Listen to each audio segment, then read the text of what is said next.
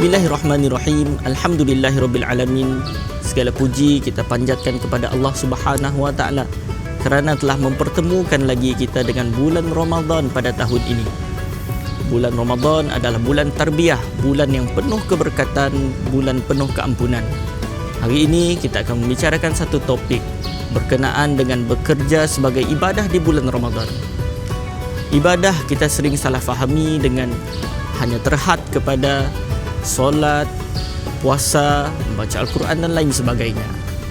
Kan tetapi hakikatnya dalam Islam mengajarkan kita bahawa bekerja juga adalah ibadah kepada Allah Subhanahu wa taala jika ianya dilakukan dengan niat yang betul, penuh amanah, penuh integriti.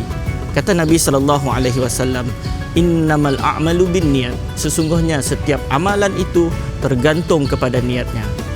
Apabila seseorang yang bekerja untuk mencari rezeki yang halal, untuk menyara keluarganya, untuk menjalankan amanah dan tanggungjawab yang ada pada dirinya, maka ianya akan dinilai ibadah di sisi Allah Subhanahu wa taala.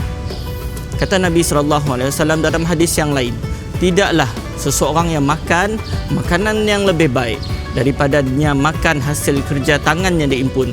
Untuk bermaksud orang yang bekerja itu adalah dimuliakan dalam Islam berbanding dengan orang yang hanya duduk santai di rumah, orang yang bermalas-malasan, hidup meminta-minta dan berhutang. Akan tetapi kenyataannya pada masyarakat kita, apabila masuk je bulan Ramadan, bulan puasa tu akan dijadikan kambing hitam ataupun alasan kita untuk bermalas-malasan ketika kita sedang bekerja, untuk bercanggah dengan apa yang dicontohkan oleh Nabi sallallahu alaihi wasallam dan para sahabat radhiyallahu anhum ajma'in.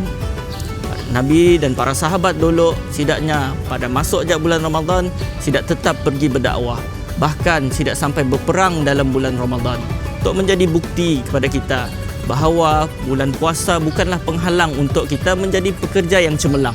Penting untuk kita menjaga amanah dan integriti kita ketika kita sedang berpuasa. Kata Nabi sallallahu alaihi wasallam mengingatkan kita, "Man lam yada' qawla zuri wa 'amala bihi, falaysa lillahi hajatun fi ay yada'a ta'amahu wa syarabahu."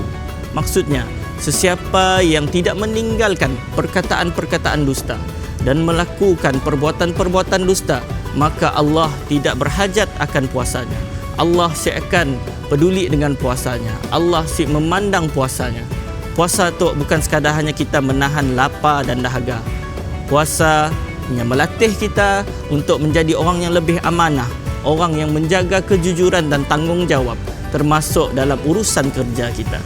Untuk bermaksud kita perlu untuk tetap menempati masa kita, si culas dalam amanah, si menipu dan lain sebagainya.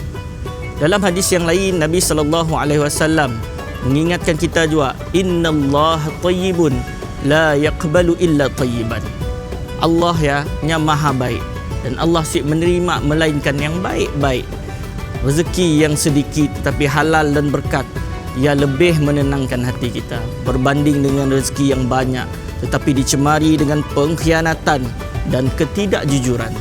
Ramadan adalah masa terbaik untuk kita membersihkan hati, memperbaiki integriti kita dan menjadi pekerjaan kita dan menjadikan pekerjaan kita sebagai jalan untuk mendekatkan diri kita kepada Allah Subhanahu wa taala. Tuan-tuan dan puan-puan, marilah kita menjadikan Ramadan pada tahun tu bulan yang bukan sekadar kita meneruskan ibadah-ibadah ritual semata-mata, tetapi menjadikan ianya bulan untuk peningkatan kualiti kerja kita, peningkatan amanah dan keikhlasan kita dalam kita bekerja. Mudah-mudahan apa yang kita usahakan dinilai ibadah di sisi Allah Subhanahu wa taala. Amin amin insya-Allah. Ingat, ikhlas dalam niat, amanah dalam bekerja. Sekian, wabillahi taufik wal hidayah. Assalamualaikum warahmatullahi wabarakatuh.